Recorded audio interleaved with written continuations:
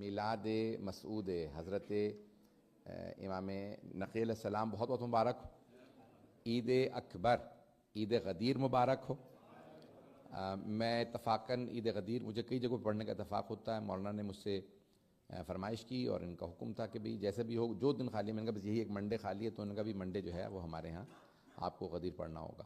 میں کل پرسوں بھی مانچسٹر وغیرہ سب باہر تھا. یقین مانیے کہ خستگی ہوتی ہے. میرا چہرہ جو ہے وہ نہیں ظاہر کرتا اور میں اپنی زبان سے بھی ظاہر ہونے نہیں دیتا ہوں. جو مطالب پیش کروں گا بہت مشہور و معروف حدیث ہے. پرانا زمانہ تھا, بہت سے لوگ بڑی آسانی سے کہہ دیتے کہ غدیر میں کچھ نہیں ہوا, لیکن آج وہ دور ہے کہ جہاں چھپانا ممکن نہیں ہے. یہاں کوئی انکار کرتا ہے غدیر میں کچھ نہیں ہوا, وہاں کوئی بھی جا کے آن لائن ٹائپ کرتا ہے 100 حوالے نکل آتے ہیں. حدیث کی اقسام ہیں, اس کو غور سے سن لیجئے گا. حدیث احاد یعنی جس کی سولیٹری یا سنگل چین آف رپورٹ ہوتی ہے, بس ایک راوی ہے, ایک چین آف رپورٹ ہے.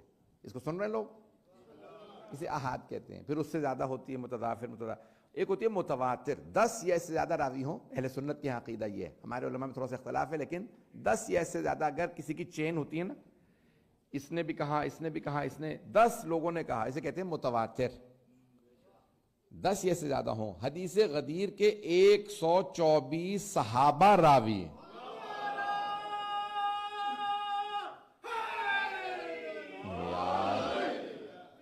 تو بہت. اب اس کے اندر سب سے بڑی کمال کی بات یہ ہے کہ خلفائے راشدین چاروں راوی ہیں. پتہ نہیں لوگ ہیں یا نہیں ہیں, بھائیوں کے نزدیک جو سب سے زیادہ رتبہ ہے نا وہ صحابہ میں خلفائے راشدین کا ہے. وہ چاروں راوی ہیں کہ پیغمبر نے فرمایا من کنت مولا فہذا علی مولا. چاروں کی روایت ہے, پہلے خلیفہ کی بھی, دوسرے تیسرے کی بھی, اور مولا کائنات ان کے نزدیک چوتھے, ہمارے نزدیک پہلے. اور کیوں پہلے؟ اسی حدیث غدیر کی وجہ سے. تو عزیزان گرامی, اب وہ مولا خود بھی فرماتے ہیں کہ حبیب خدا نے کس کے لیے فرمایا تھا؟ کیا تم میں سے کسی کے لیے کہا من کنت مولا؟ یہ مولا کا صحابہ سے پوچھنا بتا رہا ہے, غدیر خاص ہے.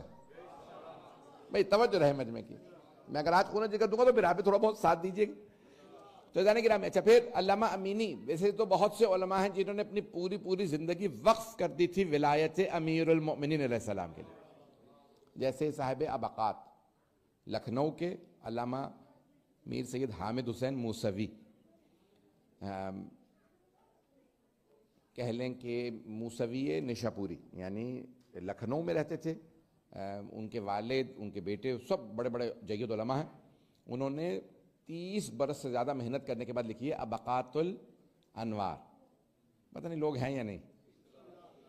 تو ابقات الانوار کے معنی کیا ہے؟ ابقا کی جمع ہے ابقات. ابقا کہتے ہیں خوشبو کو. تو اب بہت سے لوگ کہتے ہیں ابقات الانوار نوروں کی خوشبو. تو انوار جو ہے وہ نور کی جمع نہیں ہے. یہاں نور کی بھی جمع انوار ہے, اور نور کی جمع بھی انوار ہے.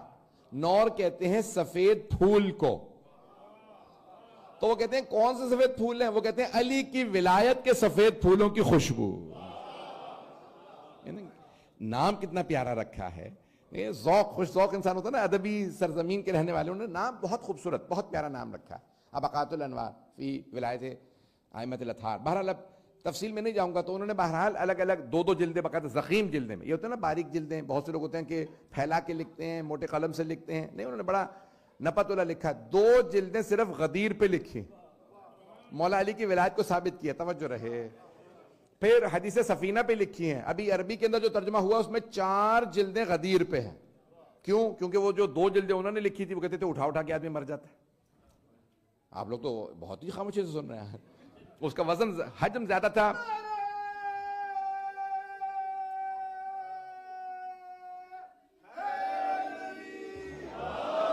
بھئی اگر عید غدیر میں بھی نعرہ نہیں لگے گا مولا کا تو کب لگے گا نعرہ؟